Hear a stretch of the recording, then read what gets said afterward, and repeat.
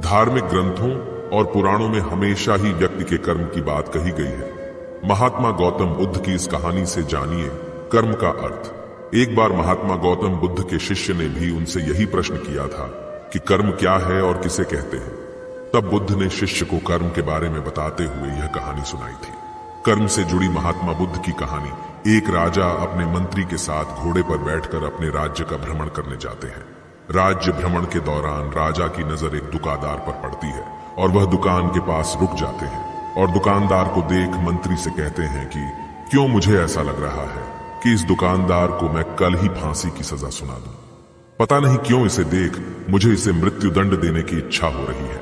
इतना कहते ही राजा वहां से अकेला ही चले जाते हैं और मंत्री उनसे इसका कारण भी नहीं पूछ पाते।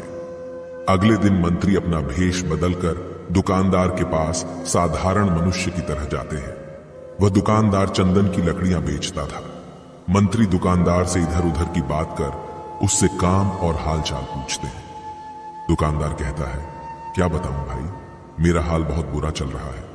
लोग मेरी दुकान पर आते हैं, मेरी चंदन की लकड़ियों को सूंघते हैं, प्रशंसा भी बहुत करते हैं, लेकिन खरीदता कोई नहीं है।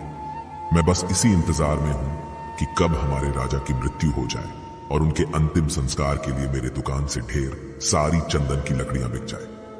दुकानदार से इतना सुनते ही मंत्री को सारी बातें समझ में आने लगी। वह समझ गए कि आखिर क्यों राजा के मन में इस दुकानदार के प्रति नकारात्मक विचार थे। मंत्री ने दुकानदार की बात सुन उससे थोड़ी चंदन की लकड़ियां खरीद ली। लकड़ियों की बिक्री से दुकानदार भी खुश हो गया और तुरंत मंत्री को लकड़ियां दे दी।